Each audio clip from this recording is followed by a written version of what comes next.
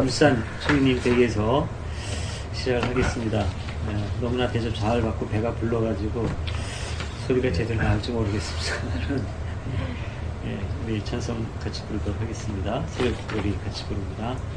새벽부터 우리 사랑함으로써 저녁까지 시를 부려봅시다.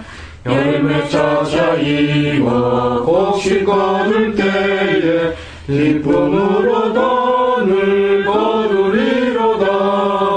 거두리로다. 거두리로다. 기쁨으로 돈을 거두리로다. 거두리로다. 거두리로다. 기쁨으로 돈을 거두리로다. 비가 오는 것과 바람 부는 것을 겁을 내지 말고 부려봅시다. 이를 맞춰놓고 곡식 거둘 때에 기쁨으로 돈을 거두리로다. 거두리로다.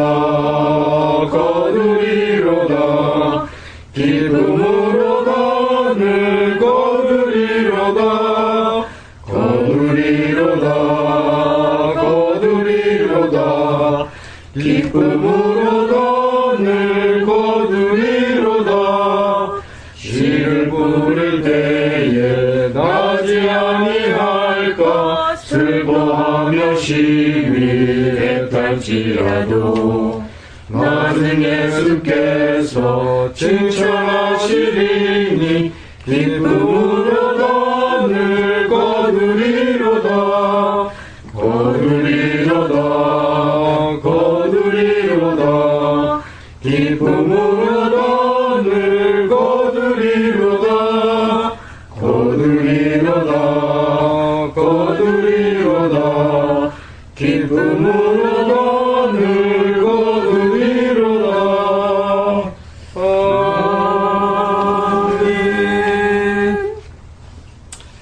아멘. 우리 부른 이 찬송가와 관계된 어떤 사연이 있거나 아니면 지금 부르면서 느껴지는 부분이 있으면 나누도록 하겠습니다.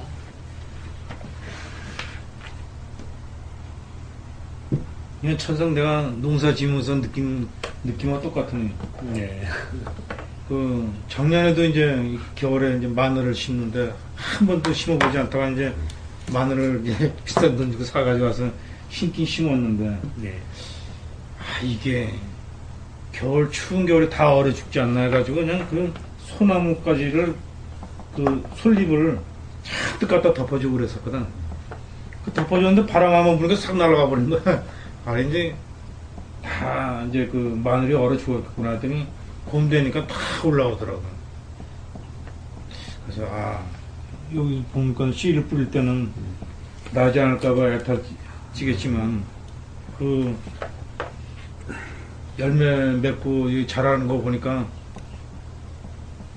이게 참 그런 거구나. 이건 느낌이고. 네. 우리도 예동이라는 씨를 어떻게 뿌릴 것인가에 대해서도 고민하면서 심어야 되지 않겠는가 하는 그런 생각도 들고 그래. 네.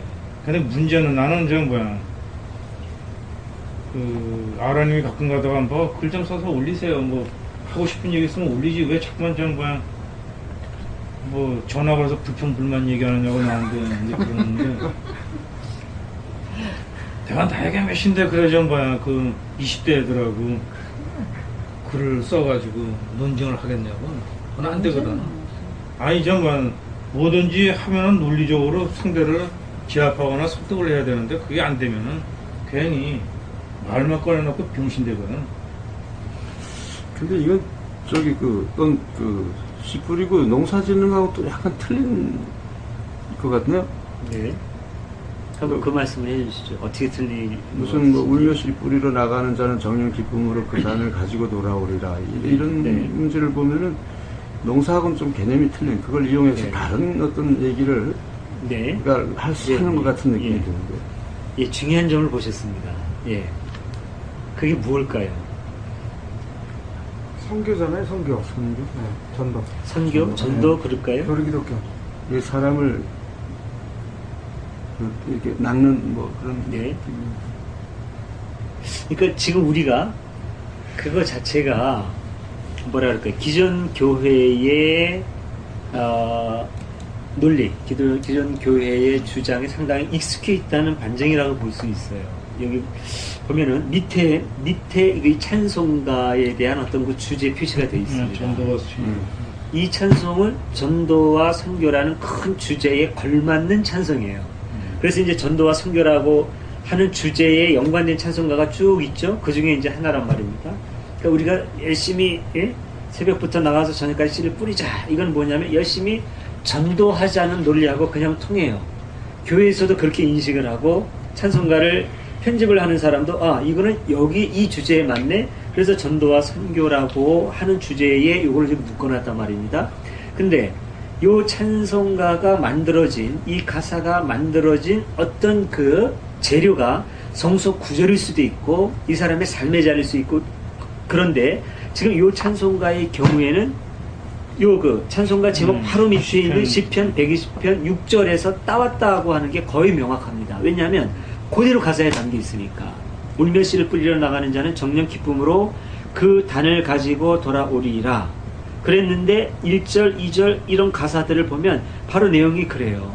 열심히 우리 씨를 뿌리자. 곡식으로 우리가 거둘 기쁨으로 단을 거두게 될 것이다. 이런 게 요 그 성경 구절하고 그대로 연결이 되지 않습니까? 그러면 이 우리에게 이제 중요한 거는 이 찬송가를 만든 재료가 된 성서 본문의 중요 의도가 뭐냐 이걸 봐야 된다고 이제 전에 제가 이제 여러 번 이제 말씀을 드렸어요.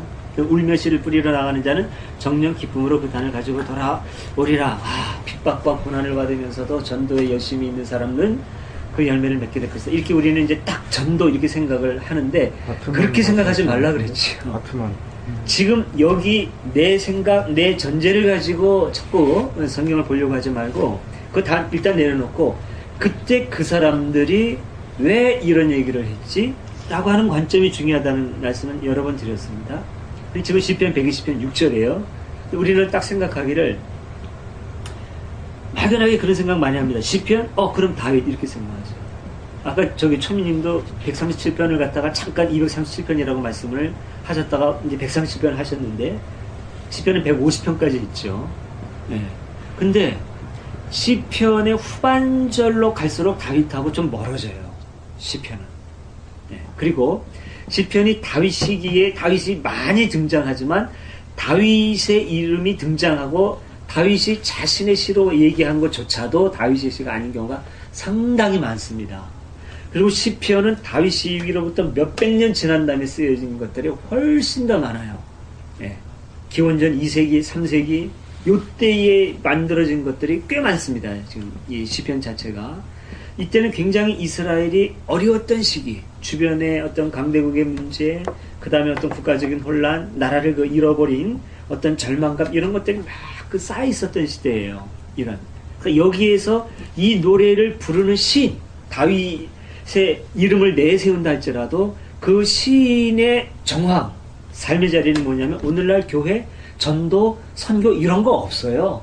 그런 거 전혀 없는 겁니다. 왜냐하면 사회 자체가 우리가 어저께 얘기했던 재정일치 사회에서 종교와 정치, 삶 이런 것들이 그냥 전체가 그 하나였어요. 뭐 전도니 선교니 이런 개념 자체가 없는 겁니다.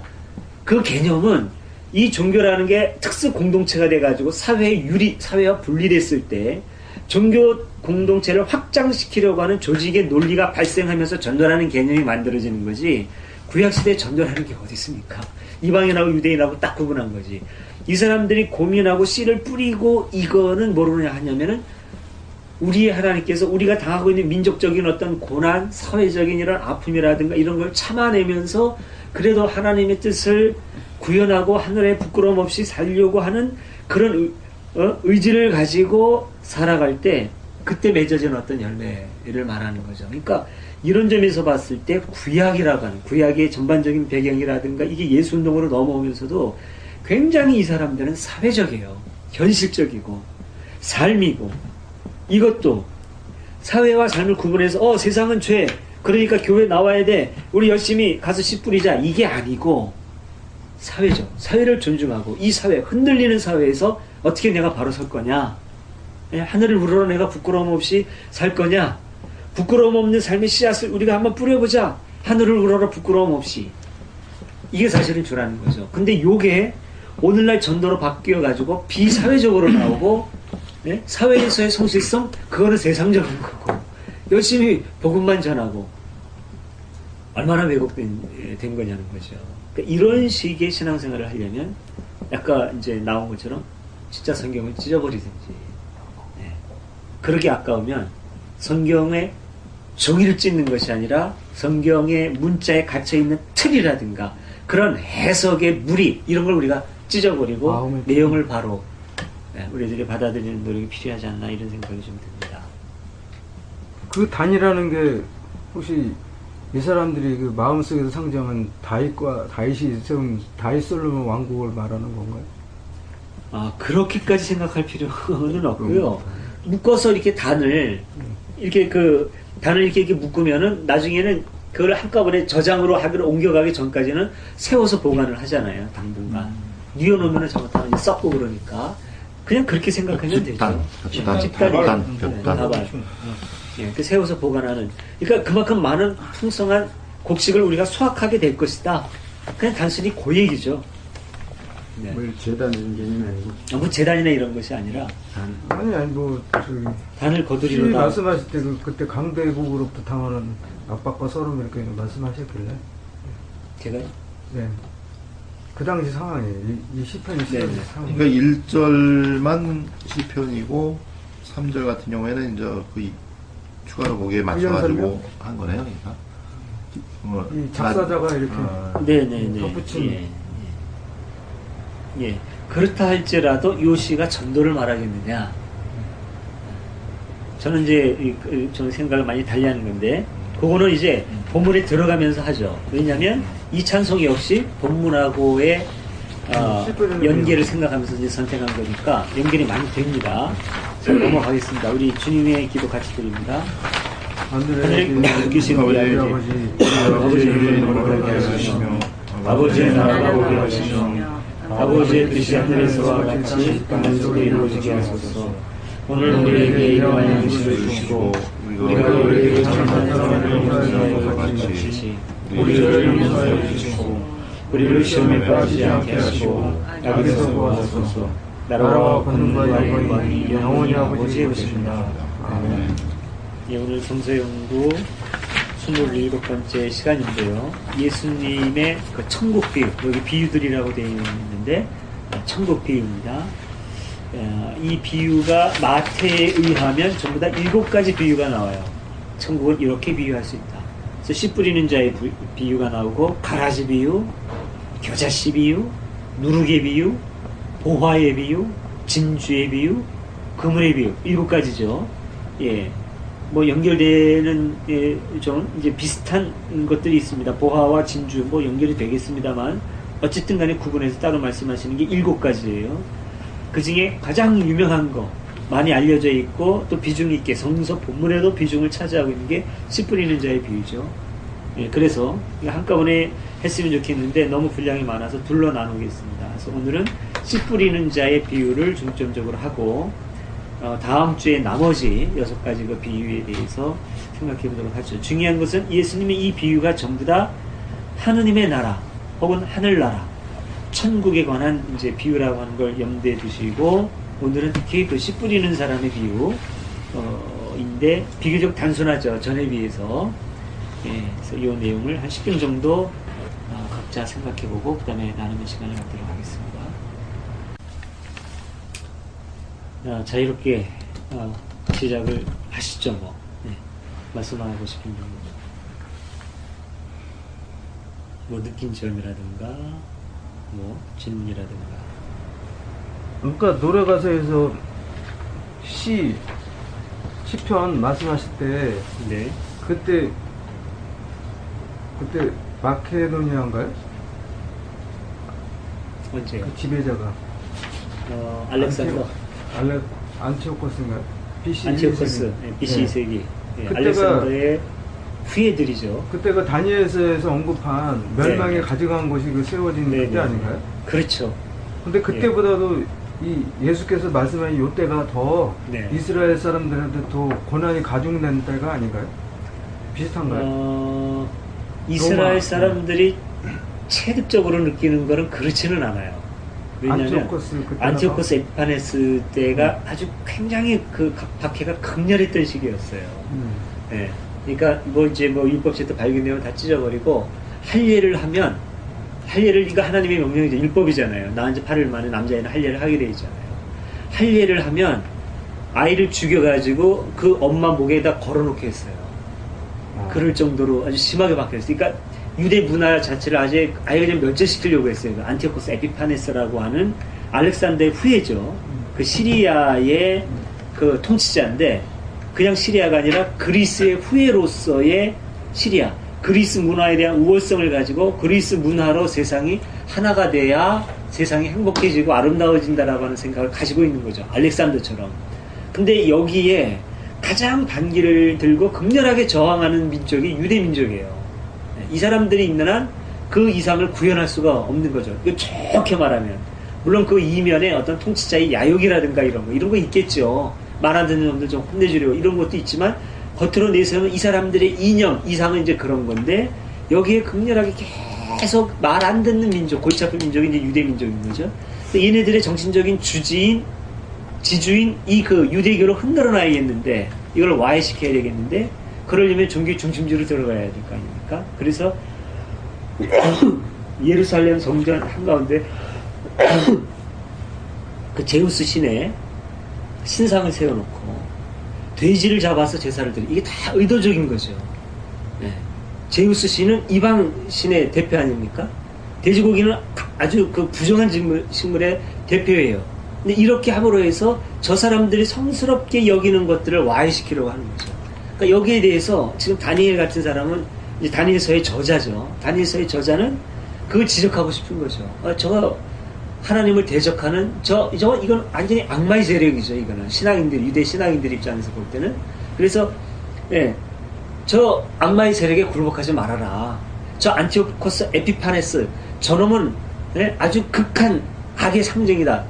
이런 얘기를 하고 싶은데 그런 얘기하면 곧 조사가 나오겠죠. 글 쓴 사람이 체포되고 그 다음에 글도 전부 다 폐기 처분될 겁니다. 그러니까 이거를 감추어 표현하고 싶은 거예요. 지금 이 본문하고 연계돼요, 이게 지금.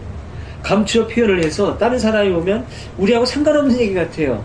먼 옛날 얘기 나오고, 뭐 바벨론 얘기 나오고, 뭐 무슨 엉뚱한 신상에 대하니까, 우리하고 상관없는 거네. 이거 도대체 무슨 얘기야? 왜 정신병자가 썼나? 이렇게 그 사람들을 인식해요.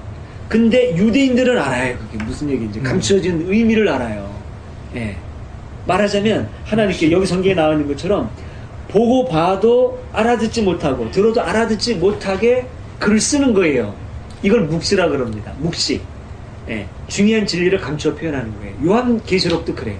예. 그 묵시에 대한 걸 지금 예수님이 하고 있는 거예요. 지금 여기에. 예. 아까 이제 말씀하신 거하고 더불어서 제가 지금 거기까지 얘기를 했습니다. 조금 이따가 이제 그럼 또 이제 계속하기로 하죠. 어쨌든 그때 그렇게 박해가 극렬했어요. 그 시기에. 그때 묵시문학이 만들어진 겁니다. 이때도 이제 어려움이 있죠. 예루살렘 성전이 그냥 막 붕괴된 다음에 그 아주 그 절망적인 상황에 처해 있지만 그때처럼 아주 구체적으로 하나하나 목을 재면서 유대교를 와해시키려고 하는 그런 거하고는 좀 달라요. 시대적 상황. 70년. 네네. 70년대 이후에요. 네. 마태복음, 마가복음이 쓰여질 그 당시. 네네. 예. 그러니까 어떤 그 민족 자체의 뿌리가 뽑혔다는 점에서 어떤 국가적인 절망 상황은 굉장히 크지만 그때랑 이렇게 같지만 하나 그 조목조목 사람들한테 그렇게 아주 구체적인 그 압력을 가하거나 그러지는 않았죠. 그냥 로마의 정책은 그렇게 해서 그냥 쓸어버리고 끝이에요. 예. 하나 그걸 말살하려고 하거나 이제 그런 데까지는 가지 않죠. 그리고 개인의 신앙은 존중해주고. 얘기가 나왔대 마사다 전투인가? 네네. 이후 아닌가요? 이게? 마사다 전투 그 전후로 전후, 가야죠. 바로 그 전후. 앞일 수도 있고 뒤일 수도 있고 이게 예, 마가복음. 마사다 전투는 예루살렘이 이제 AD 70년이죠. 예루살렘 파괴될 때 그때 남아 있는 사람들이 예루살렘 성전을 버리고 광야로 가가지고 그 천년의 요새에서 3년 동안 저항을 해요. 그러니까 그게 시기적으로 그것도 거의 비슷한데 3년이라면 70년을 전후한 3년이겠죠. 예루살렘 멸망하고 곧바로 거기 있는 사람이 다 갔다. 이런 어떤 역사적인 자료가 있거나 그런 건 아니거든요. 그러나 시기적으로 그때인 거는 분명해요. 멸망을 하고 더 이상 저항을 할 수가 없기 때문에 그 천원의 요새를 피해 들어간 거니까. 그런데도 우리가 한번 성지순례라고 해서 우리가 가보면 참 좋을 겁니다. 역사적인 그 상황을 이해하는 데 있어서. 예. 아주 절망의 시기이기는 해요. 이 사람들에게 있어서는. 예.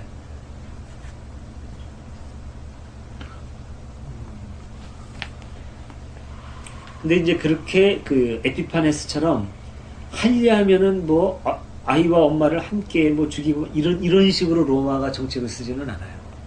네, 로마는. 근데 예수가 당시에 그 비유로 네. 많이 설명을 했는데 그것이 다니엘서 같이 묵시적인 이유로 한 것은 아닌 것 같은데요. 제가 다시 않습니다. 꼭 묵시적인 이유로 네네.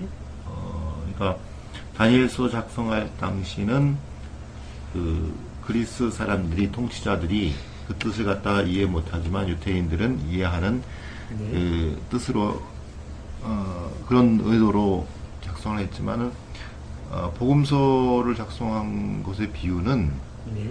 그거보다는 또 다른 이유가 있지 않는가. 네네. 다른 이유가 있을 수 예, 있죠. 예. 네. 그보다는 더 깊은 뜻을 갖다가 네. 나타내기 위해 가지고 한 것인데 예를 들면 신화도 그런 경우 있잖아요. 신화를 갖다가 보면은 비유해서 신화를 갖다 많이 만들어지잖아요.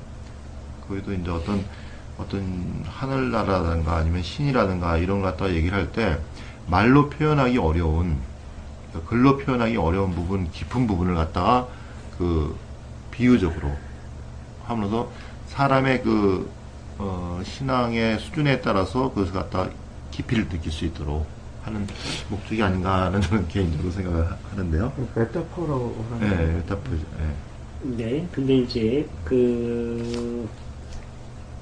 우리가 지금까지 계속 짚어왔던 것처럼 지금 이 비유의 말씀 이게 그러니까 서기 30년경에 예수님이 친히 하신 말씀일 수도 있고 아니면 기록 당시에 예수의 입을 빌어서 기록자와 공동체가 하는 얘기일 수도 있어요.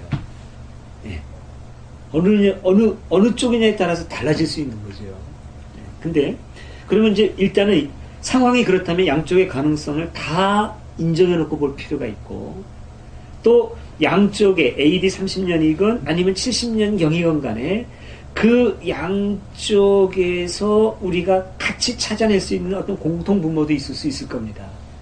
적어도 그 공통분모는 찾아내야 되는데 그 공통분모가 뭐냐면 여기서 말하는 예수가 얘기를 했다 하더라도 여기에서의 중심은 하늘나라에 가 있어요. 하나님의 나라. AD 70년에 예수님의 입을 빌어서 기록자가 얘기한다고 하더라도 역시 하나님의 나라에 대한 거예요. 그런데 하나님의 나라를 왜 꼭 비유로 해야 되느냐 말이죠. 그리고 여기에서 또 너희 보아도 보지 못하고 들어도 듣지 못하고 그렇게 하려고 하는 그렇게 하게 하려는 것이다라는 이 얘기는 묵시문학하고도 지금 깊은 연관이 있단 말이에요. 예. 그랬을 때 왜 이런 표현이 필요하냐는 거죠. 혹시 묵시문학이 기록될 때처럼 이때도 깨놓고 얘기하기 어려운 상황은 아니었겠는가 하는 것도 생각해 볼 수 있어요. 오히려 이 점은 비유로 한 이사야의 의도하고는 좀 다를 수 있어요. 네. 이사야가 안타까워하는 것은 어떤 묵시적인 것이라기보다는 자기의 메시지를 받아들이지 못하는 백성들의 어떤 무지라 그럴까? 거기에 대한 어떤 그런 안타까움이 묻어난다고 볼 수가 있는데 그로부터 몇백 년 후에 발생한 묵시문학에서는 무지로 인한 안타까움이라기보다는 그거를 솔직하게 말할 수 없는 사회적인 분위기 이거란 말입니다. 예. 근데 이 복음서가 쓰여질 당시에 어느 쪽이겠느냐는 거죠. 정말 백성들이 어떤 무지를 말하는 것이냐, 아니면 사실을 사실대로 말할 수 없는 사회적인 분위기냐, 이런 것도 우리가 좀 언론의 검토해볼 자유가 필요 있어요. 봉쇄되고 말살된. 그렇죠. 그런 쪽이죠. 지금 얘기한 언론의 자유가 봉쇄되고 말살된 이렇게 얘기 나온다면은 이미 그거는 굉장히 현실적인 거죠. 현실적인 토대에 이루어져. 왜 이거를 자꾸 중요하고 이 얘기를 하느냐면은 씨 뿌리는 비유, 천국 비유죠. 그럼 우리는 이거 미래를 생각을 해요. 미래의 나라, 그 신비로운 저 나라, 네? 현실과 다른 저 신비한 미래의 영적인 하나님의 나라니까 메타포로 얘기한다는 얘기를 우리가 할 수 있는 거죠. 어떤 비유로. 그런데 과연 그런 거냐? 아니면 봉쇄된 사회, 거기에서 터놓고 얘기할 수 없기 때문에 얘기하는 거냐? 이걸 지금 우리가 찾자는 거죠. 제가 볼 때는 굉장히 현실적이고 지금 저항적인 예수 운동이 이어지고 있는데, 이 예수 운동에 대한 적대 세력에 대한 어떤 경고, 그리고 그럼에도 불구하고 좌절해서는 안 된다라고 하는 그런 메시지가 복음서에 저는 살아있다고 봅니다. 미래를 도피하는 그 천국이 아니라, 제가 보기에는 그래요. 그래서 이 씨 뿌리는 비유가 저로서는 새로운 해석의 각도에서 봤을 때 참 중요합니다. 막연한 천국이 아니고. 그래서 중요하다고 이렇게. 예, 그래서 저는 중요하다고 봐요. 이 씨 뿌리는 비유가. 7가지 비유 중에서. 네, 아니 뭐 다른 비유도 마찬가지고. 근데 또 유대인들이 중요하게 생각하는 거 7이네요 또. 네네, 예. 그러니까 12, 예, 마태에서는 그걸 또 염두에 둘 수도 있죠. 왜 또 7이냐? 이거 완전수거든요. 완전한 의미. 그러니까 일부러 7개를 도입했을 수도 있는 거죠. 완전하다고 하는 그런 의미를 다른 게 담기 있을 수 위해서. 있는데. 네. 근데 그 비유, 아까 그 묵시로 얘기를 한다면, 네. 이거는, 묵시로 한 것이다. 이렇게 표현하겠어요? 근데 뒤에 보면 그런 내용이 있지 않습니까? 네. 너희가 보고도 보아도 알지 못하고, 듣고도 들지 못하기 위해서 이걸. 이 얘기를 안 한다, 이거죠. 그렇죠. 이거는, 예를 들면, 다니엘서에 이렇게 묵시로 하는데, 이것은, 너희들한테 숨기기 위해서, 유대인만 알기 위해서, 이런 글을 갖다 쓴 것이다. 이렇게 표현한다는 건 좀 우습잖아요. 그러니까 너무 논리적으로 생각하시면 그렇죠. 네. 그런데 여기서 이렇게, 그렇게 어떤 그 논리적인 것을 염두에 두고 돕겠느냐 하는 것도 짚어볼 수 있고. 그리고요, 지금 요 얘기를 해서 사람들하고, 그럼 뭐지? 숨겨진 의도가 뭐지? 라고 생각을 해야 그 이면에 있는 걸 사람들이 생각할 거 아닙니까?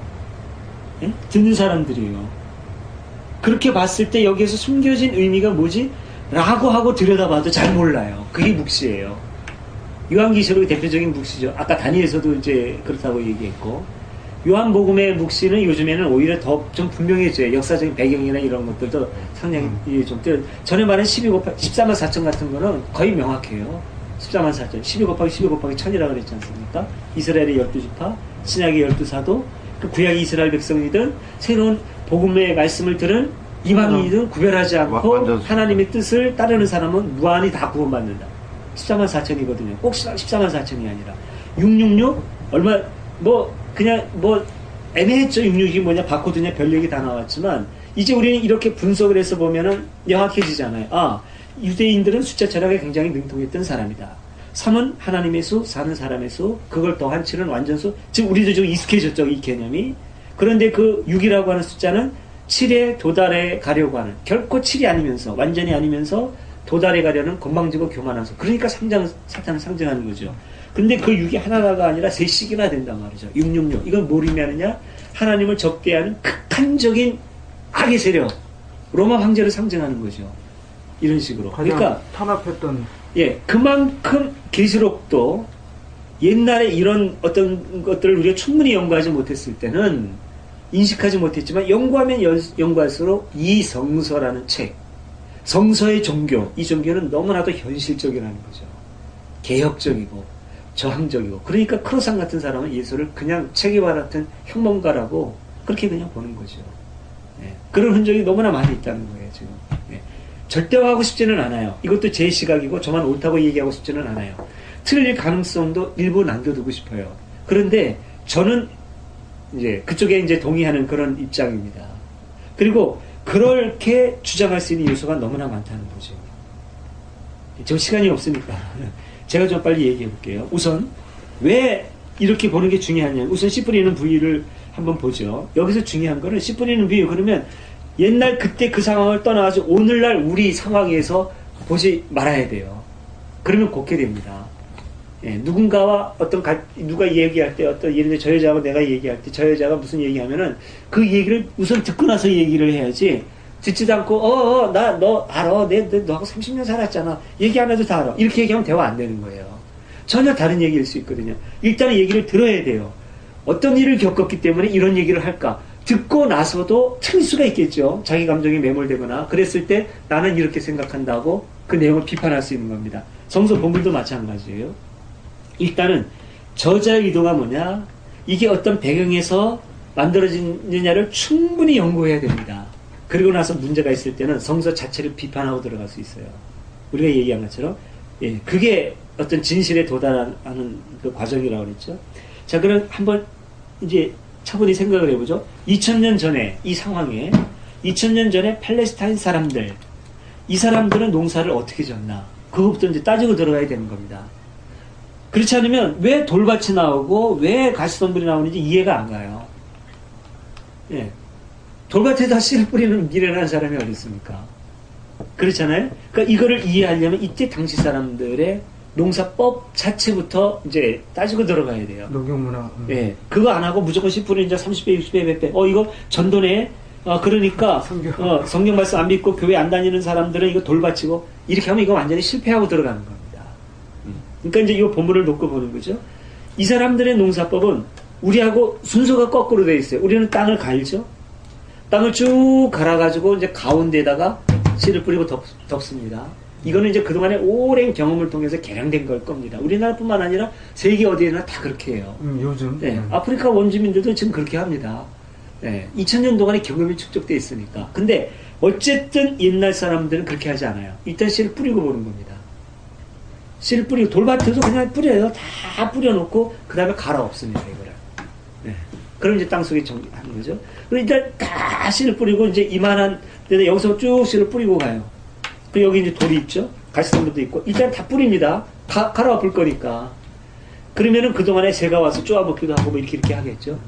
네. 지금 그 상황을 지금 염두에 두고 있는 거예요. 일단은. 농사법 자체가. 그렇게 해서 이제 갈아 엎어가지고 했단 말이죠. 그러면은 돌밭에 떨어져서 새가 물어간 것도 있고, 길가에 떨어져서 새가 물어간 것도 있고, 바위에 떨어져가지고 뿌리가 나지 않는 것도 있고, 여러 가지가 있어요. 그래서 이 상황을 염두에 두고 이제 이 얘기를 하는 겁니다. 이 얘기의 소재는 현실 세계이지만, 얘기하는 사람의 의도는 지금 하나님의 나라로 꽉 차 있어요. 예수님이든 아니면은 후대의 기록자든 하나님의 나라, 굉장히 중요한 자기들의 꿈이고 이상입니다. 지금 이걸 얘기하고 싶은 거예요. 예. 그런데 여기에서 길밭에 떨어지고 돌밭에 떨어지고 해서 사탄에게 빼앗기고 하는 이런 것들이, 그렇다면 이렇게 현실적이고 묵시적이고 구약에서부터 계속 현실적, 아까 찬송가도 제가 그래서 그 부분을 강조했습니다.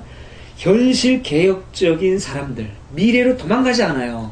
이 사람들은 이런 시각으로 성경을 보면 이 사람들은 미래로 도망가는 사람들이 아니에요. 현실적인 사람. 이 사람들이 말하는 하나님의 나라의 성격은 뭘까요? 예수님이 지금까지 계속 해왔던 그 문제, 예? 눌린 자가 잘 있게 되고, 가난한 자가, 예? 그 기득권자의 빼앗겼던 권리를 되찾는 그 아름다운 세계, 현실적이고 개혁적인 세계일 겁니다. 그렇지 않을까요? 왜 계속 그런 사역을 하다가 갑자기 그걸 덮어두고 나중에 짠 하고 나타날 저 미래의 세계를 갑자기 예수가 얘기를 할까요? 아니면 이 사람들이. 이거는 너무나도 안 맞는 거예요, 지금. 이 사람들의 하나님의 나라, 예?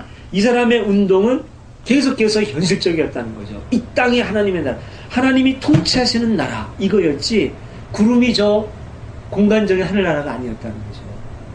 그렇게 본다면 이것 역시도 이 사람들이 그토록 그리는 하나님이 통치하시는 세상, 예, 아름다운 우리 사회, 현실적이고 개혁적인 그 세계일 겁니다. 오히려 이렇게 봤을 때 뚜렷해지는 것은 뭐냐면 이 사람들의 지금 공동체 문제, 이런 하늘나라 공동체 운동을 한단 말이죠. 정의와 평화가 꽃피는 이런 세계, 눌린 자가 자유케 되는 이런 세계를 하는데 여기에 대한 구체적인 저항이 있어요. 예. 제국의 압제, 그 다음에 종교인들, 유대 종교인들의 종교적인 핍박, 이런 것은 공동체가 실제로 겪고 있는 거죠, 지금. 이거는 현실이에요. 막연한 게 아니라. 이런 현실에서 계속해서 공동체에서 떨어져 나가는 사람도 있죠. 힘드니까.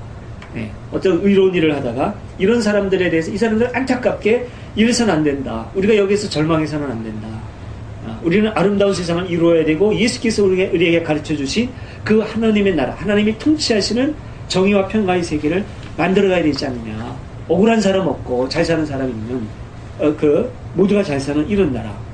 여기에서 근데 예수님한테 그런 말씀을 들었으면서도, 공동체에 그런 말씀을 계속 들었으면서도, 그런데 내 욕심 때문에 그러면 이거는 나로서는 내 평생 어려운 길을 걷는 거야. 내 재산도 나눠줘야 내 재산도 나눠줘야 되고. 이렇게 해서 돌아가는 사람 뭡니까? 세상 걱정과 재물의 유혹에 빠져서 열매를 못 맺는 사람이죠. 가시덤불입니다. 예. 그 다음에 사탄이 와가지고 날쌔게 채 가서 그 다음에 그걸 뿌리지 못하는 사람. 예를 들면은 야 웃기지 마. 그게 이루어질 것 같으냐? 하나님의 나라 역사를 봐라. 그게 언제 이루어져서 그건 꿈꾸는 사람들의 얘기지. 그랬을 때 정말 그러네. 이거 시간 낭비하지 말고 뭡니까? 길바닥이 떨어진 거. 오히려 이런 식일 수 있다는 거죠. 하나의 그 예지만 이게 오히려 훨씬 더 현실적으로 이 사람들의 삶에 정황하고 들어맞는다는 거죠. 이거를 막연하게 생각해서 그때 당시에는 존재하지도 않았던 2000년 후의 상황을 이 사람들이 그려가면서 길바닥이라고 하는 것은 사탄의 유혹에 빠져서 이렇게 했고 그 다음에 교회에도 나오지 않고 시험에 들어가지고 이거는 너무너무나 이 뜬구름 잡는 얘기라는 거죠. 그러니까 우리가 이제 성경을 봤을 때 그때 거기 왜 이 사람들이 여기에서 이거를 기록했는가라고 하는 걸 보는 게 얼마나 중요하냐는 거죠. 그랬을 때 우리가 지금까지 얘기했던 뭐 영적이고 항상 뭐 하늘의 놀라운 무슨 신령한 말씀 이런 것들이 사실은 너무나도 현실적이었다. 당시에 너무나도 현실적이고 구체적이고 그때 당시 사람을 살리는 생명의 말씀이었다는 거죠. 그럼 오늘날 우리는 신통하지는 않아도 이런 얘기 들으면 신통하지는 않잖아요. 2000년이나 지난 우리가 너무나도 분명하게 드러낼 수 있는 거고 밝힐 수 있는 얘기라면 신통한 게 없잖아요. 그렇다 하더라도 그런 막연한 뜬구름 잡는 신통함이 아니라 이 사람들이 갖고 있었던 그 고귀한 정신, 그걸 우리들이 붙잡자는 거죠. 그리고 그 정신을 이어가는 게 오늘날 우리의 몫이 아니냐라고 하는 겁니다. 오늘은 제가 뭐 토의라든가 이런 거 듣기보다 일방적으로 제가 얘기를 너무나 많이 하고 있습니다만은 그래요. 이사야의 얘기도 사실은 그런 거예요. 이사야의 얘기도 이게 이제 이사야가 마태복음에 나오는 보아도 보지 못하고 들어도 듣지 못하고 깨닫지 못하고 이게 이사야서에 보면 그런 얘기로 나오거든요. 하나님이 그렇게 이사야에게 말씀하는 걸로 나와요. 이 백성의 마음을 둔하게 하고 귀가 막히고 눈이 감기게 해라. 이렇게 나오거든요. 이것도 오늘날 우리들이 얘기하면 우리들이 생각하는 하나님의 어떤 절대 신성 이런 걸 얘기하면 하나님이 사람들의 그냥 굉장히 귀한 어떤 영적인 보화 그 가치를 보통 사람들에게는 나눠줄 수 없어서 하나님의 귀한 그 공동체에 속한 사람들에게 주기 위해서 보통 사람을 못 깨닫게 한다. 이렇게 얘기를 해버리면 예수가 꿈꾸었던 그 완전히 정의로운 세계, 하나님 앞에서 귀한 자가 없고 뭐 가난한 자가 없고 한 이런 모두가 하늘 아버지를 아버지라고 부를 수 있는 그런 세계하고는 너무나도 다른 거죠. 이렇게 막 구분짓고 우리는 거룩하고 그 다음에 저 사람들은 깨닫지 못해야 되고 이런 아주 굉장히 고약한 예수의 의도는 하고는 정반대가 되는 거죠. 이거는 오히려 이런 표현은 그때 당시의 기록자들이 갖고 있었던 일반적인 어떤 신관, 신은 뭐라 그럴까? 전적으로 섭리하신다. 인간이 감히 신의 섭리에 도전할 수 없다. 라고 하는 그들의 신앙관에 의해서 기록된 것이죠. 객관적인 사실이 아니라. 마치 옛날 그보다 더 전에 이제 토라를 기록할 때, 모세오경을 기록할 때 하나님이 바로의 마음을 강팍해 하사. 이런 식의 표현이 있지 않습니까? 진짜 하나님이 바로의 마음을 굳게 만들어 놓고서는 그 다음에는 너 마음이 굳었다고 치고 하는 이런 연극이 아니라, 이거 아주 연극에 불과하잖아요. 그렇다면은. 그게 아니라 그때 당시 사람들의 인식이 그러했다는 거죠. 아, 하나님은 전능하신 분, 전적으로 섭리하시는 분, 인간은 감히 거기에 대적할 수 없어. 그렇다면 바로가 마음이 악하게 된 것도 하나님이 그렇게 만드신 것일 거야 라고 하는 그들의 어린 시각의 반영인 거죠. 성서의 표현이. 그러니까 그런 걸 우리가 염두에 두고 있자는 거죠. 그러면 이제 마르코로 넘어가 가지고 보고 또 봐도 알아보지 못하고 듣고 또 들어도 알아보지 못하게 하려고 이렇게 했다라고 하면 역시 또 이 그 예수의 종교는 귀족적 종교가 될 수밖에 없어요. 네. 정신적으로 귀족적인 종교가 돼서 영적으로 똑똑한 사람만이 알아들 수 있고 영적으로 똑똑하지 못한 사람은 버림받을 수 없는 차별적인 종교. 예수 이동하는 다른 거죠. 모든 인류를 다 품어내려는 예상은 달라질 수밖에 없어요. 네. 그럼 이거는 뭐냐? 이때 당시 사람들은 이미 묵시에 익숙해 있잖아요. 예수님이라도 하더라도 그렇고 예수님의 입을 비는 기자라고 하더라도 그렇고 이미 그들에게 익숙해 있는, 사회적으로도 너무나 익숙해 있는, 솔직하게 다 까발릴 수 없어요. 네, 로마 제국은 저건 사탄의 세력이다. 네, 옛날에 뭐 안티오코스 에피파스는 이런 얘기를 할 수가 없는 거죠. 네, 그러니까 앞으로 지금 하나님의 나라 운동은 그런 세력하고도 부딪힐 수가 있는 거죠. 공정하고 정의로운 세상을 하는 데 있어서 이걸 탁 깨놓고 얘기할 수 없어요. 아니면은 그 사람들을 피하고 유대 종교인, 우리를 핍박하는 유대 종교인들은 예? 악의 세력이고 그 사람들의 말을 들어가지고 우리의 그 뜻을 저버려가지고 우리 공동체를 배반하고 예? 다시 유대 종교로 돌아가려고 하는 사람들, 예? 그런 사람들은 길바닥에 이렇게 얘기를 할 수가 없는 거죠. 그러면 곧바로 이 공동체는 와해될 수 있는 거예요. 붕괴될 수가 있는 거고 여전히 아직까지도 묵시를 써야 될 의도가 지금 살아있는 거죠. 지금 이들 공동체 내에서. 그렇다면요. 네. 2500년 전 이사야, 예레미야, 아모스 선지자들이 네. 얘기를 했을 때 네. 우미한 그렇게 표현이 나오잖아요. 깨우치지 네, 네, 못한 예. 그 말을 듣는 그 대상, 네. 그 대상이 우리가 알고 있는 보통 일반 대중이 아니라 네. 그 사회를 지배하는 귀족, 권력, 사제 계급이라는 생각이 저는 들고요. 네. 그리고 그 500년 후에 그 2000년 전 바리새인들 네. 그것도 마찬가지라는 생각이 들고요. 네. 지금 우리 시대에서도 보면 일반 대중들이 행복하게 살 수 있는 인계점이 저는 지났다고 보거든요.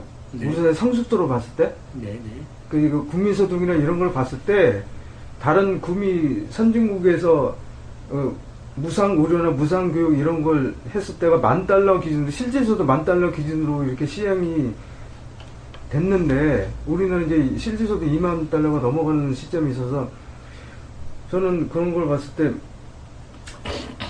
같은 맥락으로 이렇게 읽혀진다는 느낌이 들어요. 예. 제게 있어서는. 예, 우선 이제 1차적으로는 맞습니다. 그러니까 예수님도 그렇고 이제 이사야라든가 구약의 선지자들 1차적인 직접 공격의 대상은 기득권자예요. 사제들, 정치 지도자들 엮여 있죠. 지금은 우리가 이렇게 좀 분리해서 말했었지만 옛날에는 굉장히 재정인지 사회에서는 더 밀접했어요. 지금 밀접하죠.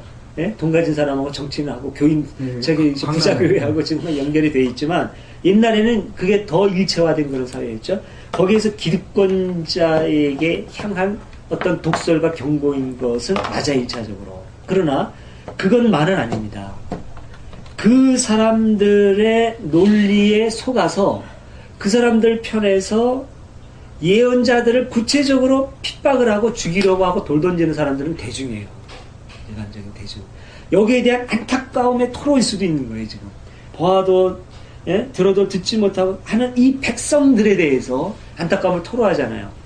기득권자뿐만 아니라 백성들 전반에 대해서. 이건 그런 안타까움이 녹아있는 거죠. 지금 우리 사회로 너무나 유사해요. 그렇죠. 우리 사회하고도 유사한 거죠, 지금. 그러니까 여기에서도 지금 그런 게 있어요.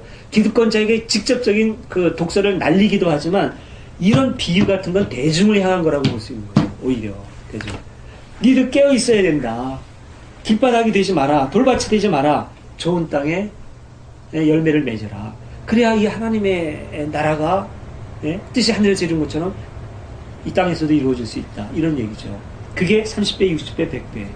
근데 여기에서의 30배, 60배, 100배라고 하는 건 굉장히 구체적이고 현실적인 거죠. 이것도 또한. 이것도 막연한 게 아니에요. 나달이요, 여기저기서 하면, 뭐 돌밭에서 떨어지고 하는데 돌밭에 있는 거 없어졌다고 칩시다. 새가 물어가고 뭐 가시덤불에 있는 것도 뭐 자라자고 좋은 땅에 떨어지는 게 자라면, 예를 들어서 10개 중에 9개가 손실되고 하나가 좋은 땅에 떨어져 열매를 맺어요. 오늘날 나달 하나가 자라나가지고 맺혀지는 열매가 몇 개인가요? 100개인가요? 한번 현실적으로 잘 보세요. 100개가 아니라 1000개, 뭐 몇천 개일 수도 있을걸요, 아마? 제가 보기엔 그래요. 저도 농사에 대해서 잘은 모르지만 100개 정도가 아닐 겁니다. 훨씬 많을 거예요. 왜냐하면 그만큼 개량이 됐잖아요, 농사가. 이때 당시에는 제가 볼 땐 아마도 나달 하나에서 30개 정도 맺힌 것도 있었고, 옛날 뭐 거름이나 이런 것도 별로 안 좋아하잖아요. 이 사람들이 볼 때 한 60개 정도 맺힌 것도 있었고, 충실한 건 한 100개 정도 맺힌, 이걸 봤을 겁니다, 아마. 이걸 보고 그 확장성을, 이걸 가지고 하나님 나라의 이상을, 그리고 하나님 나라는 마치 이래, 우리가 이런 비전을 가져야 돼 하면서 씨 뿌리는 얘기가 나왔을 겁니다. 예수님의 입에서 나왔다 하더라도. 자, 우리가 지금 와서 10명이 모여서 얘기하고 있는데 이렇게 해서 9놈이 떨어져 나갔어. 예? 그냥 야, 니들 뭐 하는 짓들이냐, 꿈꾸지 마, 이런 사람들. 그 다음에 구체적으로 내가 당할 경제적인 어려움 때문에 나간 사람들, 이렇게 해서 10명이 9. 그런데 열에 9명이 나와서 1명이 나왔는데, 이 1명이 나중에 100명이 될 수도 있고 30명이 될 수도 있고 60명이 될 수도 있다. 왜냐하면 우리는 그런 열매를 맺을 만한 좋은 종자를 갖고 있으니까. 하늘나라의 씨앗, 이거는 그만한 의미가 있는 것이다 라고 하는 어떤 자신감과, 그래야 된다고 하는 어떤 내적인 논리, 이 사람들의 당위성, 어떤 그 사명감, 이런 게 이렇게 나타날 수 있다는 거죠. 근데 그렇게 뭐 비슷한 부분도 있는데, 네. 지금 이 당시에 어떤 뭐 마가 공동체라든가 루가 공동체 이런 공동체에서도 네. 들어왔다가 뭐 그 말씀을 듣고 또 나가는 사람도 있고, 기존에 있다가 또 이제 세상에 그런 그 유혹이라든가 이런 게 빠져나가는 사람도 있고, 네. 그래서 공동체를 어떻게 보면은 네. 네. 그 다지기 위해서 네. 한 얘기일 수 있지 않나 이런 생각을 네. 들거든요. 예. 그러니까 이걸 듣는 사람들은 누구냔 말이에요. 공동체에 네. 있는 사람들일 거 아닙니까? 이 네. 봉사라든가. 네. 그렇죠. 네. 그럼 이 사람들 중에서도 너희들 딴 생각하지 말라.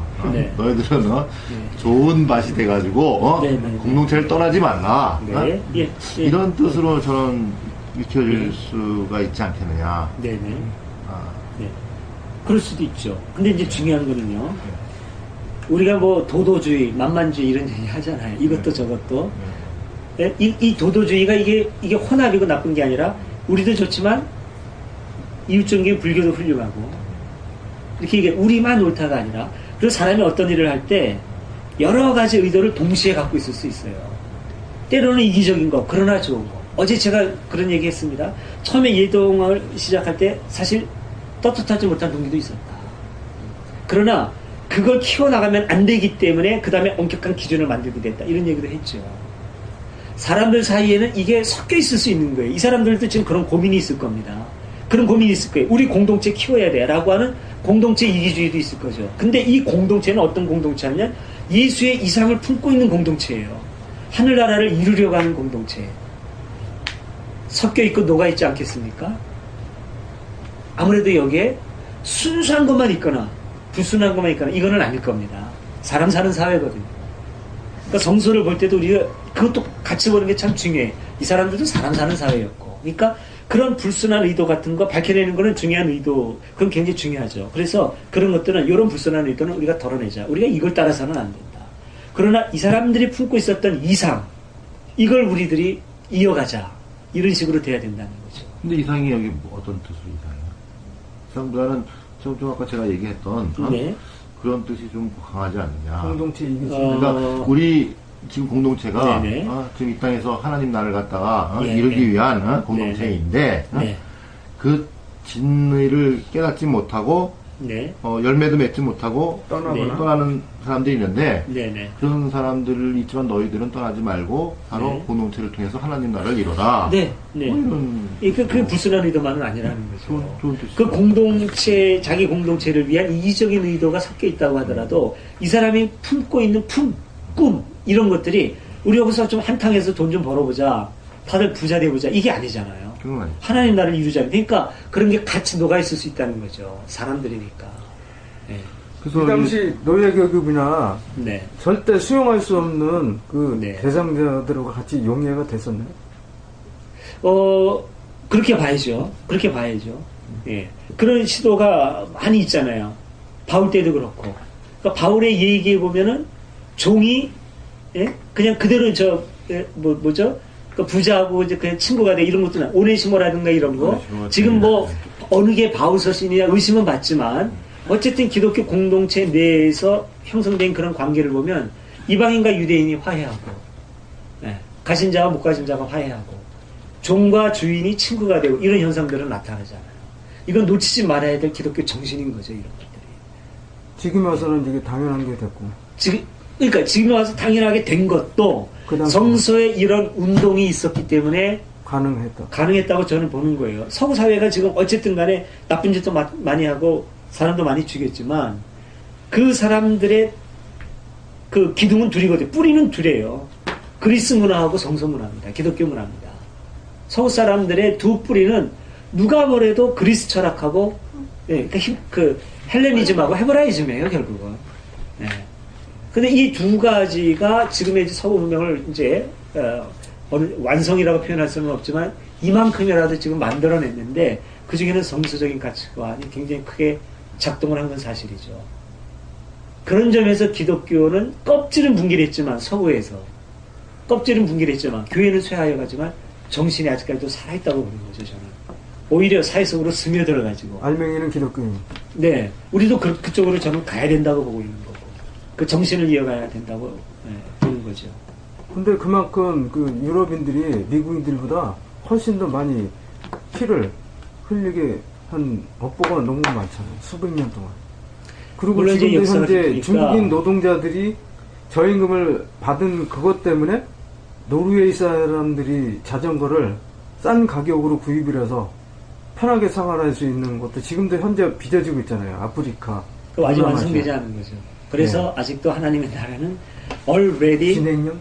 not yet 이미 시작되었다. 그러나 완성되지 않았다고 우리가 표현을 하는 거죠. 예수님이 말씀하신 것처럼 하늘나라는 여기 있다 저기 있다 할 것이 아니요 하늘나라는 너희 가운데 있다. 그러니까 예수의 그 선언 자체가 공간적이고 미래적인 것이 아니라 현재적이고 현세적인 거 아닙니까? 지금 여기 이렇게 여기서 우리가 지금 하늘나라가 시작되고 있다. 그래서 마귀가 쫓겨나고 우리가 지난주에도 했습니다만 이것이 우리 안에 있는 어떤 욕심이 극복돼서 더불어 사는 사회를 이루려고 하는 노력에 참여하고 지금 이렇게 된다면 이게 바로 하나님 나라의 특징이라는 거죠. 하나님 나라는 이렇게 시작되고 있고 발화해서 자라고 있다는 거죠.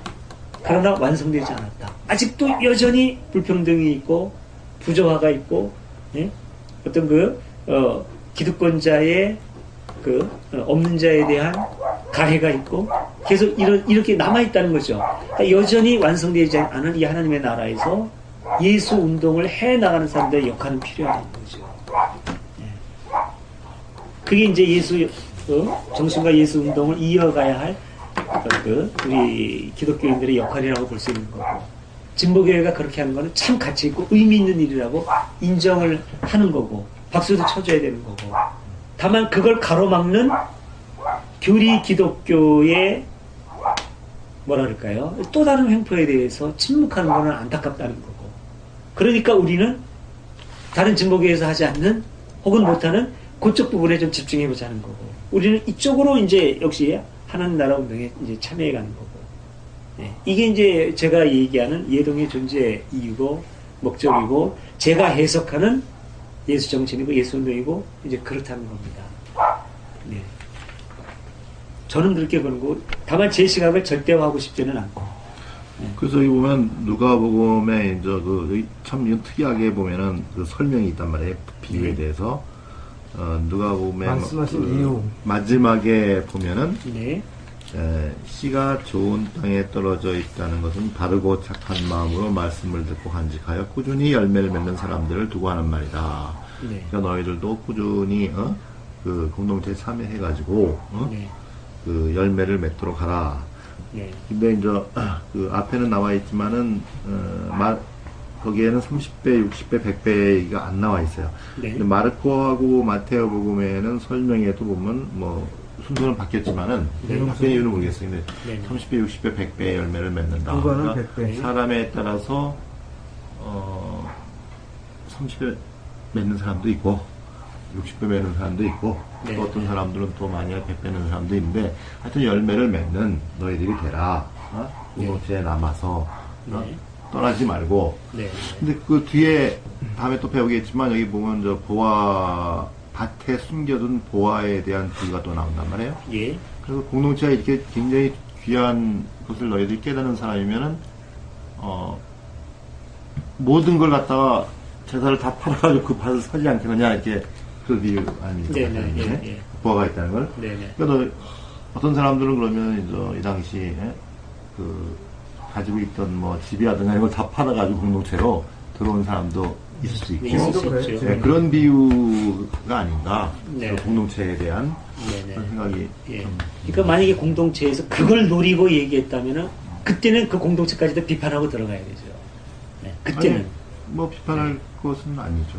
그 당시로서는. 지금도 그거는 그러니까 만약에 네, 지금 공동체에 사는 사람. 그러니까 이게 우리 공동체 사람들이 굉장히 중요하니까 재산 다 팔아가지고 공동체로 가지고 들어와라 라고 주장하는 공동체의 논리가 재물에 가 있다면 그건 비판을 해야죠. 그 오카노미가 요새 그렇게 얘기하잖아요. 네. 그 재산 다 아파트 다 팔아가지고 네. 2,100억짜리 네. 하늘에 쌓아두는 그 비판하고 교회를 들어가죠. 지으면은 그렇죠. 하늘에 쌓는 거다. 네. 일반 교회에서 많이 그렇게 이용하죠. 지금- 네, 말하고.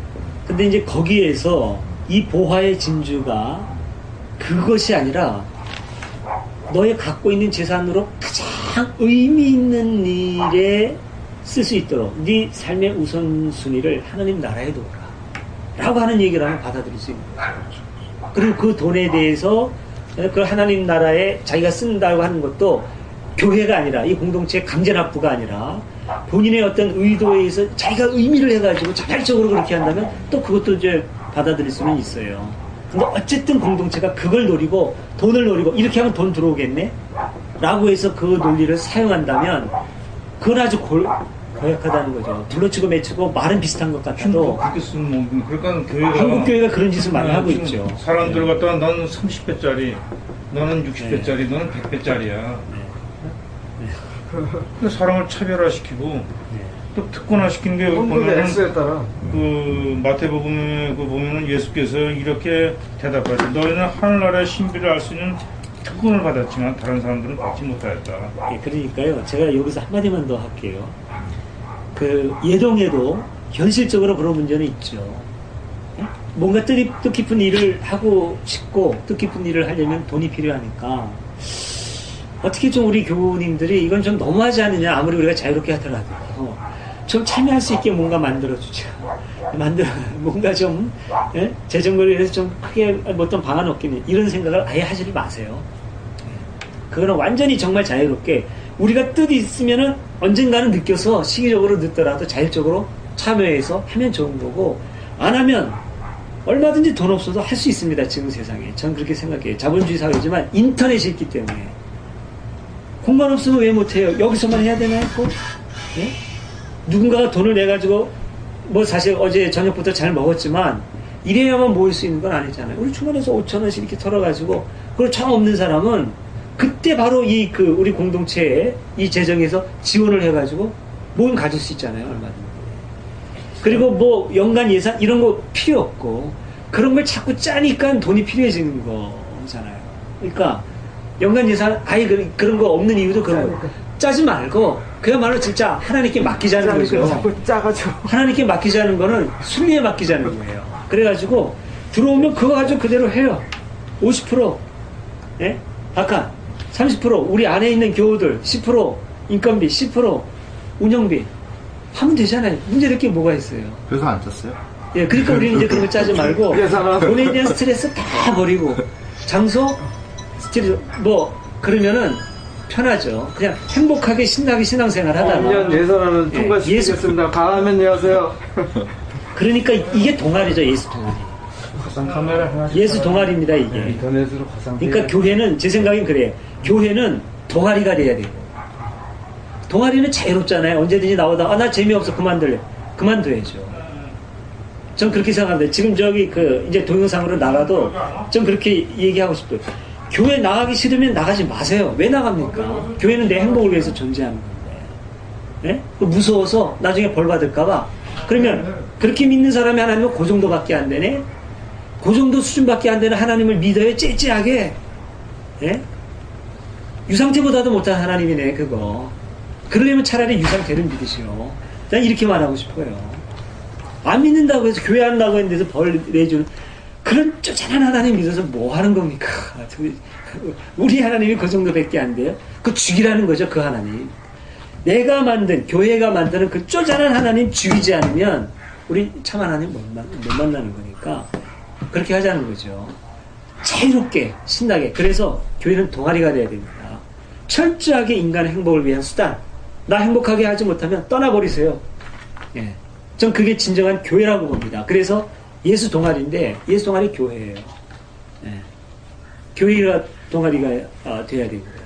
니네를 차라리 동아리라고 그래라. 교회자 빼라 그러는데 뺄 수 없죠. 전 이게 진짜 교회라고 믿는데 예수님이 말씀하신 교회, 예수 정신을 따르는 교회는 그래야 된다고 보는데 오늘날 교회의 필수 요소라고 하는 예? 조직, 그 다음에 직제, 이런 거 있어요. 교단. 이거 다 헛개비라고 저는 보고 있는 거죠. 이거 다 후대에, 예? 조직의 논리에 의해서 만들어진 산물이고. 예수님 당시에 그런 게 어디 있었습니까? 오히려 예수님은 그런 모든 걸 다 부수자고 한 게 예수 운동인데. 예. 그러니까, 동아리가 돼야죠. 교회. 예? 동아리. 그리고 그 동아리가 되어야 진짜, 이제, 저는 교회라고 보고. 교회라고 하는 말 자체가 믿는 사람들의 모임인데 소프트웨어입니다. 하드웨어가 아니고 조직이 어디 있어요? 교단이 어디 있고 목사가 어디 있고 처음에 교회라고 하는데 그렇게 생각을 해야 되는. 그래서 하나님 나라 운동 해나가면 되는 거죠. 이게 교회지. 예수의 뜻이 어디 있든 그냥 위에 있는 그 천국 팔아먹고 이거는 보험회사지. 예. 교회 안 나오면 벌줄 하나님 계속 강조하면서 교회 붙들어내가지고 헌금받 이건 보험상품 파는 거랑 다 할게 하나. 예? 천국이라는 보험상품 팔아먹는 거지. 저는 그걸 교회라고 인정 못해요. 하드웨어만 키우는 거예요. 네. 보험회사. 신정보험회사. 대기업 휴대폰이랑 똑같네. 소프트웨어는 하나도 없고. 자, 하여튼 이제 이렇게 해서 좀 정리를 좀 해보면은요. 죄송합니다. 오늘 제가 나눔을 많이 못하고 제가 얘기를 좀 많이 했는데. 그러니까 여기에서 씨 뿌리는 사람의 비유, 결국은 이제 좋은 땅이 다 돼야 되고 열매 맺는 삶을 살아야 된다라고 하는 이것도 결국은 당시의 사회에서 이들의 의도를 읽어야 되는 것이고 이거는 재정일치 사회에서의 어떤 정치적인 그리고 종교적인 그 압제에 저항해서 예수가 꿈꾸었던 눈인 자가 자유케 되고 눈먼 자가 눈을 뜨게 되고 그렇게 공평하고 정의롭고 행복하게 모두가 하나님을 하늘 아버지라 부르며 살아가는 그 세계를 꿈꾸는 인권운동이고 해방운동이었다고 저는 봅니다. 그렇게 기독교는 현세적이고 개혁적인 종교가 되어야 옳다고 보고 그게 바로 예수운동의 원형이었다고 저는 봅니다. 제가 혹 틀렸다면 논리로 극복을 해주세요. 제가 오늘날 한국교회가 틀렸다고 생각하고 이렇게 논리적으로 부정하는 것처럼 저는 2000년대 그거를 지금 현실적으로 노예라는 게 없잖아요. 네네. 비공식으로 있을 수 있어도 저는 그거를 이게 이렇게 아침에는 말씀드렸지만 이 미혼모들 같은 경우 걱정 없이 산부인과에서 출산도 하고 애 혼자 낳더라도 이렇게 걱정 없이 애 학교 보내고 편안하게 직장도 알선을 해주고 그런 사회가 진짜 하나님의 나라 아닌가. 우리 사회로 봤을 때는 그런 생각이 들어요. 가장 취약한 사람들, 성적 소수자들, 동성애자라든가 또는 나영의 사건처럼 그런 아이들. 네. 이제 생각해 볼 수 있는 점이겠죠. 여러 가지로 생각해 봐야 되는데 그게 혹시 개인의 무책임성을 양산한다면 이제 곤란하겠죠. 근데 이제 어쩔 수 없는 경우에 사회가 보듬어주는 일은 참 필요하겠고. 그래서 뭐 이제 또 얘기가 되겠지만 하나님 나라는 내가 이제 글을 올렸는지 안 했는지 모르겠는데 나눔이 있는 사회나 어떤 공동체나 이런 것이 하나님 나라가 아닌가. 나눔과 분배를 구분한 경우도 있더라고요. 네, 그러니까 나눔에 대해 관대한데 분배라고 하면은 기득권자들 엄청나게 저항을 한다는 거죠. 그러니까 이거는 법제화가 되기 나눔이 때문에. 왜 필요했냐면 사람은 다 그 능력이 틀리고 또 처지가 틀리고 또 하기 때문에 분명히 그 부족한 것이 생길 수가 있단 말이에요. 그러면 힘이 좀 있거나 권력을 가지거나 물질을 가지고 있는 사람이 그렇지 못한 사람하고 나눌 수 있는 사회가 하나님 나라가 아니냐.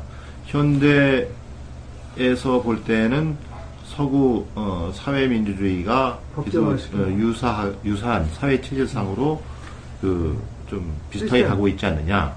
예. 이런 생각을 왼손 오른손. 예. 그래도 얘기하지만 예. 예. 근데 제가 봤을 때 나눔은요 그런 게 아니고요. 그 일부 타당한데 제가 볼 때 나눔은 우리 사회에서 쓰여지는 나눔은 시혜적인 성격이 강해요. 시혜. 어떤 그 가지고 네, 있는 네, 사람들이 네. 그보다 못한 사람들한테 베푸는 성격이 강해요. 그리고 분배는 이 한자어는 법제화 성격이 강해요. 법제. 그러니까 분배라는 말에 대해서 보수 신문이나 거대 정당에서는 그 알레르기 반응을 일으켜요. 이게 나눔은 아주 좋아요. 근데 현 아니, 근데 대통령도 그런 말 좋아하고. 나눔이라는 나눔. 뜻이 나눔이라는 아니, 뜻이 왜 그렇게 시혜라고 생각하세요? 틀리다는 게 아니라 현실 사회에서 우리나라 사회에서는 그렇게 쓰여지는 게 많다고요. 이게. 아니 나눔이 아니고 그건 저기지. 그러니까 지난번에 말씀하셨듯이 왼손이 하늘을 오른손을 모르게 하라 그것도 이게 시스템으로 접근하면 내가 예를 들어서 1억을 벌어가지고 5억을 세금 1억을 5천만 원 세금으로 내버리면 누가 누구한테 가는지 모르잖아요. 그게 진정한 이렇게 왼손이 오른손 모르게 하는 게 저도 이렇게 동의를 하거든요. 이게. 네. 그 나눔이 이제 나눔은 그게 강하다고 나눔이 저는 제도적으로 본다는 거죠. 된 것이죠. 그거는. 저는 이제 그거 분배라고 본다는 거예요. 네, 나눔이 뜻은 시스템으로 똑같아요. 된 거고 나눔이 좀 더 네. 포괄적인 의미가 아니냐 예. 이런 뜻이죠. 어쨌든 뭐 그렇게 해서 지금 이제 아까 말씀하신 대로 서구 사회 사회민주주의 형태가 지금으로 봐서는 그래도 지금까지 치열한 갈등을 겪었던 어떤 그 자본주의와 공산주의의 장점을 따고 조합해서 지향하고 있는 그래도 모든 사람이 보편적으로 받아들일 수 있는 현존하는 체제 중에서는 가장 이상화된 체제라고 우리가 받아들인다면 서구 사회가 거기에 도달하기까지 겪었던 많은 시행착오들이 있지 않습니까? 그것은 성서 해석의 시행착오와도 저는 맥을 같이 한다고 봐요. 성서의 어떤 뜻을 자본주의적으로 읽었던 사람들, 공산주의로 읽는 사람들이죠. 저 같은 경우는 상당히 공산주의적으로 읽혀지는 게 사실이에요. 어쨌든 그런 과정을 다 겪어가지고 나중에 성서의 문자에 매이지 않고 자유롭게 인간의 이성을 존중하고 성서를 비판적으로 그 해석해 들어가면서 이게 아니었겠네, 원래 있었던 예수 운동의 원흉은 이거였겠네 라고 사람이 깨닫기 시작한 게 역사가 깊잖아요. 불과 200~300년 전이지. 서구사회에서. 네, 서구사회에서. 그런데 그 200~300년 전부터 서구 민주주의가 발화하기 시작하죠.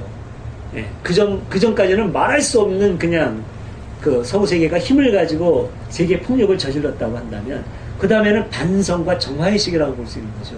근데 제가 볼 땐 그게 성서에 대한 눈이 깨이고 열리고 성경을 절대화하지 않는 그 시기하고도 맥을 같이 한다고 저는 보는 거예요. 그러니까 우리도 성서를 그렇게 보는 게 참 필요하다는 거죠. 매이지 않고 보는 게. 그러지 않으려면, 그렇게 보지 않으려면 옛날처럼 그렇게 매여가지고 성서 문구에 꼼짝 못하려면 차라리 성경을 찢어버리든지 성경뿐만 아니라 교회도 그냥 파괴해버리든지. 지금 사실은 이 성경 이 구절 가지고도 네.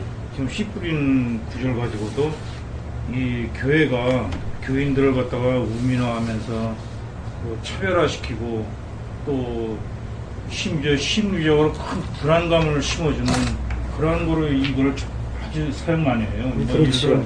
장경동이나 뭐 장학준 목사 같은 사람들이 쫙 하면 이런 거 가지고 나와서 이제 설교를 할 때 네. 그 얘기한 얘기는 너는 30만 원짜리고 나는 60만 원짜리, 난 100만 원짜리 등급을 주고 차별화시키고 너는 믿음이 있는 자냐, 나는 믿음이 없는 자냐에 대해서 이게 좀 구별을 시킨다고. 믿음의 크기도 구분시키고. 그래가지고 너는 헌금을 조금 하면 너는 믿음이 없는 자야. 그러니까 너는 뭐 속에서 재산을 생각하고 그래서 네 재산을 생각해서 떠나는 그런 사람과 마찬가지로 재산 때문에 떠나는. 그럼 너는 진짜 길바닥에 뿌려진 씨다. 강아지다. 또 너는 믿음이 흔들리니까 너는 엉겅퀴에서 뿌려진 씨다.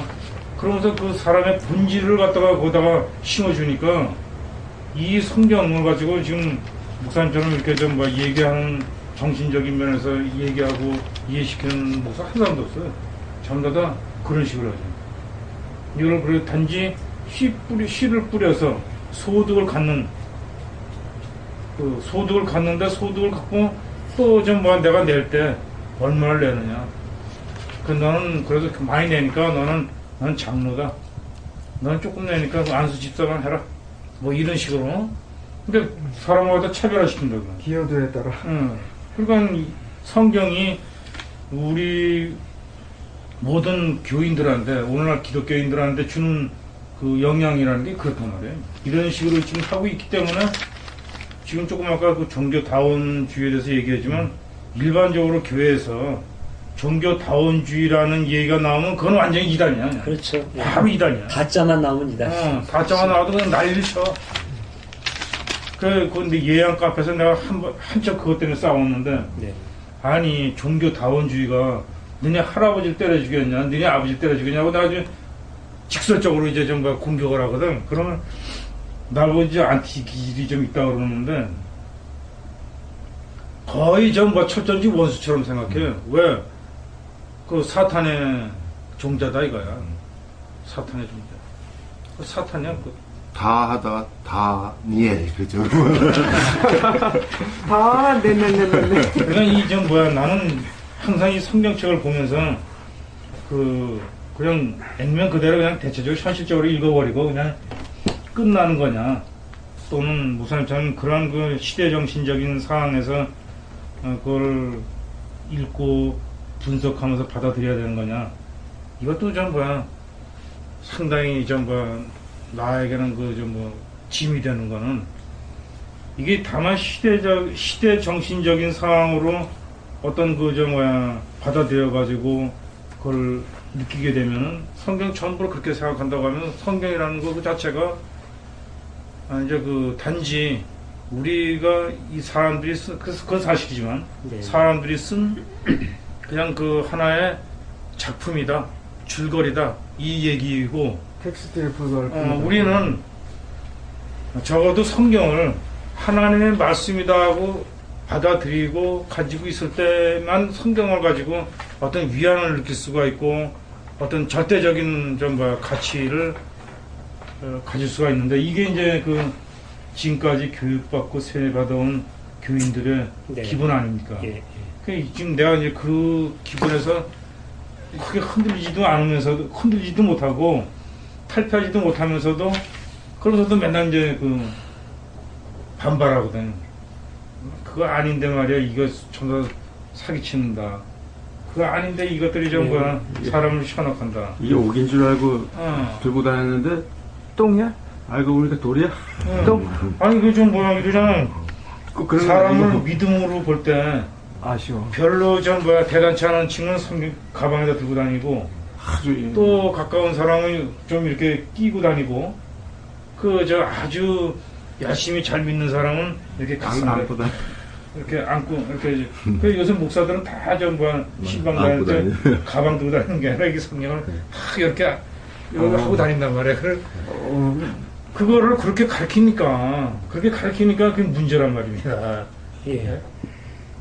그런 사회에서 지금 우리가 살고 있으니까 문제고, 전부가 그러니까, 예를 들어서 귀가 짧은 토끼가 진짜 토끼인데 귀 큰 토끼 나라에 가가지고 토끼구실을 못하고 말을 못하는 것처럼 그렇게 돼버린다 이거죠.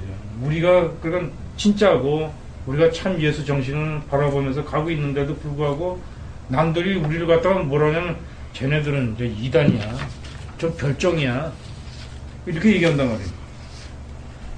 내가 좀 누차 여기 가까운 저 지기들한테 우리 예동 얘기를 하면은 아이고 그냥 알았습니다. 받아들이지 않아요. 응. 아예 귀를 다 닫아버리죠. 저는 이 씨 뿌리는 비유도 우리 공동체에 그렇게 적응할 수 있는 거죠. 예.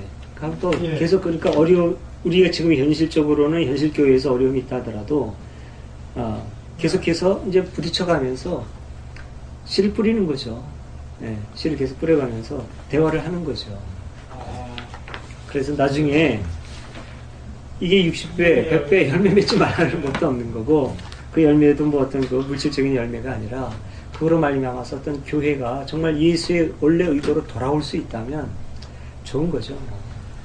그럼 계속 이렇게 예수의 의도와는 반대로 가가지고 사회에 계속 갈등을 양산해내고 교인들 교리 노예로 만들고 그러면 망해야죠.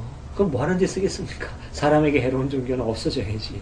그게 기독교든 무슨 제가 그래서 이 폭격을 해야든가 이게 지금 기관 좀 걸고 이건 다 갈겨버리든가 그렇게 되지 않으면. 근데 다행스러운 거는 그 인터넷이라는 게 있기 때문에 2000년 전에는 이제 실 갖다가 그냥 갈지 않고 그냥 뿌렸다 그랬잖아요. 네. 인터넷에 뿌려. 그러니까 우리는 그 다음에 갈기를 했어요. 네, 그다음에 갈잖아요. 네. 그러니까 우리는 인터넷에서 막 지금 현재 다행스럽게 뿌리고 인터넷이라는 또 말이 갈려 있어 벌써. 갈려 있네. 알려져 있는 뿌리기만 뿌리기만 하면 되나? 그리고 또 이제 이렇게 오픈 모임에서는 또 갈아가지고 뿌리고. 그러니까 우리가 예동이라는 시가 좋은 시라고 하면은 그 좋은 시만 밭에다 뿌리자고. 괜히 쓸데없는 가라지 같은 거 뿌려가지고 풍경 만들지 말고. 내 얘기는 그 얘기요. 쓰잘데없는 무슨 맨박이 개새끼니 이런 소리 할 필요도 없고. 성경에 보면 씨를 뿌릴 때는 모른다 그랬잖아요. 열매가 나와야 이게 그때 이게 딱딱 피를 갖다 뽑는다 그랬잖아요. 그러니까 내버려도 되죠. 그게 가라지가 될지 그 열매를 봐야 하는. 아니 근데 제자들 중에서도 젤료땅이 있었잖아요. 그러니까 지금 시대로 봤을 때 지금 말씀하신 그런 사람도 있었거든요.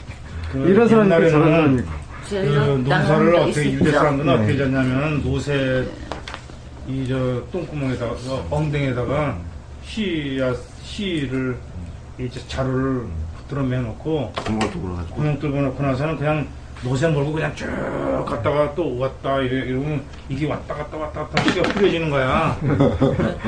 그렇게 뿌려놓고 나서 이제 갈아 놓던가 갈지 않으면 그냥 노새 가지고 왔다 갔다 하면서 그냥 걔네들은 그렇게 농사 졌어. 근데 제가 어떤 책을 보다 보니까 사실은 사회 변력, 세계 어떤 모든 변력이라는 것은요 개체, 그러니까 자기 의식부터 먼저 변화가 돼야 된다고 생각해요. 그러니까 성경이든 여기서 말하는 성경 그러면 찢어버리라. 그 택도 아닌 소리죠. 성경에서 어쨌든 하나님을 만났으니까 그러면 거기에서 옥과 석을 가려내는 건 우리 몫이라고 생각해요. 근데 하나님 그런데 나는 그거에 대해 굉장히 반발을 느끼는 게 왜요? 그 하나님이 누구 하나님인데 왜 성경에서 너네들이 하나님을 그럼 차영에다가 써먹냐 이거지. 하느님이라고 하셔야죠. 아니 그 하나님이라는 건 원래 하느님. 우리 조상이 우리 민족 조상들이 하나님이라고 불렀지. 유대인들은 야훼라고 불렀지. 네. 여호와라고 불렀고 글쎄, 그 여호와하고 우리 하나님하고는 사실 관계가 없어. 그리고 유대인들은 야훼라고 불렀는데 응. 신약에 와서 야훼라고 부르지 않았잖아요. 근데 그거는 신약에서 신약 쓰는 사람과 번역한 사람들의 어쩌자고요? 얘기지. 아니 그런 뜻이 아니고 하나님 옛날부터 우리 하나님을 갖다 있는데 왜 하나님을 갖다 하면서 너희들은 그 구약을 보고 신약을 보냐 이런 뜻이에요 지금 말 뜻이. 왜 하나님을이라고 부르면서 우리 옛날 조상들의 하나님 신약에서는 야훼라는 단어가 안 나오는데. 아니 그 약간 그냥 가시야 가. 네. 걔들은 그냥 God야. 야훼라는 말을 못 불렀죠. 감히 하나님을 못 불렀죠. 이름은 안 불렀고, 쓸 때는 이제 자음으로만 이제 표기만 하고. 그러다 보니까 네. 이제 신약에서는 안 쓰여지게 됐다고 그런 얘기가 있더라고요. 예, 예. 하도 안 쓰다 보니까 이제. 하여튼 그러니까 걔네들 좀 예수가 좀 뭐 쓴 그 신약 성경에 보면은 예수가 쓴 건 아니겠지만 그 항상 좀 뭐야 그 좀 뭐야 하늘에 계신 아버지고 뭐 내 아버지 God Father 뭐 이런 식으로 얘기했지 하나님이라는 말은 안 썼지. 근데 그걸 갖다가 우리 여기 한국에 넘어와 가지고 그냥 좀 뭐야 하나님이라고 바꿨지. 빌려 쓰면서 왜 하냐 이거. 한문에서 천주라고 그러니까 천주교에서 성표 등록을 먼저 해서 천주라고 그러니까 하늘의 주인이 하나님이다 하고 좀 뭐 이런 식으로 번역을 한 것 같은데 나는 그 기독교가 하나님이라는 말을 그냥 막 써먹는 것도 참 얄미워. 그거는 이제 뭐라 그럴까 이제 안티들도 그런 식의 논리를 많이 전개하긴 해요. 그런데 장로님, 우리 장로님? 이름이 다 다르잖아요. 그러니까 뭐 제가 뭐 산들이라는 이름도 갖고 있고 유상태라는 이름도 갖고 있고 만약에 제가 미국에 가서 무슨 일 하거나 그러면 또 거기 그 사람들이 부르기 쉽게 뭐 제임스라는 이름을 갖거나 그럴 수 있는 것처럼 이 사람들에게 적절하게 우리가 믿은 그 하나님을 소개해줘야 될 텐데 우리처럼 그 어떤 그 절대자 우주 만물을 그 섭리하시는 우리 인생의 주관자를 이 사람들은 뭐라고 부르나? 그러고 보니까 이 사람들이 하느님이라고 불렀단 말이니까 니네들이 하느님이라고 부른 바로 그분이야. 그렇게 우리의 어법에 맞게 소개해 준 거죠. 그러니까 그 불순한 의도만 있는 건 아니에요. 그거는. 아니 근데 나는 그 불순한 의도가 있다고 하는 이유는 걔네들이 이 성경을 가지고 와가지고 이 전도를 하고 선교를 하는데 이게 씨알이 안 먹히거든. 그건 이제 좀 아까 목사님 얘기처럼 그러면 이 사람들은 도대체 어떤 신을 믿나? 하나님이라는 신을 믿는데 그 하나님이 어떤 분이냐? 우리가 얘기하는 성경에 기록된 그 신하고 성격이 같구나. 그래, 그럼 하나님으로 우리도 바꾸자. 그 성경 번역에 갓을 좀 하나님으로 바꿔놓은 거야. 그러니까 이제 그 우리의 할머니, 할아버지 또 조상들이 생각할 때 참 좋거든. 그 하나님이 그 하나님이요. 그 예수는 잘 몰라도 하나님은 같거든. 네. 그리고 그 하나님이 복주인데 아침마다 와서 기도하면 복주고 양반 쌍놈 차별도 없애버리고 아주 근데 그렇다고 해서 그 하나님이 다른 건 아니잖아요. 제가 이름을 뭐라고 갖고 있든 저는 저인 것처럼 이스라엘 사람들이 인식한 하나님의 그들의 어떤 어린 신관이 반영되어 있기는 하지만 굉장히 폭력적이고 이렇게 반영되어 있기는 하지만 그렇다고 해서 그들의 하나님은 폭력적이고 잡신이고 이런 건 아니거든요. 그들의 인식이 어리기 때문에 그렇게 인식했을 뿐이지 같이 우리의 그 인생을 있게 하고 세상을 풍요롭게 하고 어쩌면 직접 만들어내셨을지 모르는 그 어떤 궁극자에 대한 경외심은 다 있었거든요. 그리고 어떤 그분에 대한 이름이 다른 거기 때문에 우리들은 그렇게 불렀던 그 하나님을 너희들은 하나님이라고 부르네. 바로 그분이야. 우리가 소개해 주는 이런 전달 과정이 그렇게 불순하고 나쁜 거는 좋은 아니죠. 측면에서 그렇게 볼 수가 있는데 예를 들어서 그 여호수아가 아말렉하고 싸울 때 그 모세가 손을 들고 있으면은 하나님이 도와줘가지고 아말렉 군사들을 뒤따 죽이고 팔 아파서 내리면 그런 식으로 해가지고 그 도와줬던 그 걔네들의 하나님하고 우리 조상 내대로 믿었던 그 하나님의 그 품성이 아주 질이 틀리거든. 그러니까 우리가 비판할 거는 그 신관을 비판하면 되는 거죠. 신관을. 그렇다고 해서 신이 다르고 그 신을 차용했다고 얘기할 필요는 없는 거고 그들의 어린 신관 그 정도밖에 인식하지 못하는 그들의 신관. 근데 그것도 또 비판만 할 건 아니에요.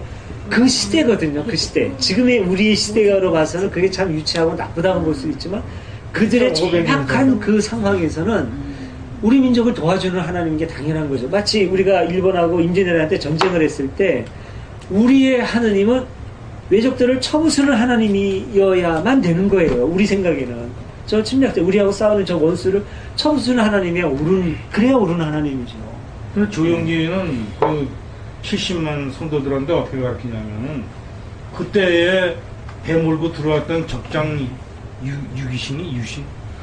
저기 군의식기나가 소사행자. 예. 아니 그 소사행장이 그놈은 천주교 교인이었거든. 그렇죠. 그놈은 천사의 군대고 우리 뭐 이수진의 우리나라의 건 이게 사탄의 군대야. 그렇게 가르친다니까. 정말 그렇게 가르쳐요? 진짜로. 진짜 조영기 목사가요? 그 순복음교회 인터넷에 떴어. 그런 식으로 얘기를 하니까 이게 황당한 거다 이거지. 그러니까 지금 현재 기독교가 우리 국민들을 갖다가 얼마만큼 정신적으로 피해를 주고 또 의식적으로 진짜 그 사람들을 갖다가 그 의식을 진짜 말살시키는지 이건 그 표현 말할 수 없어요.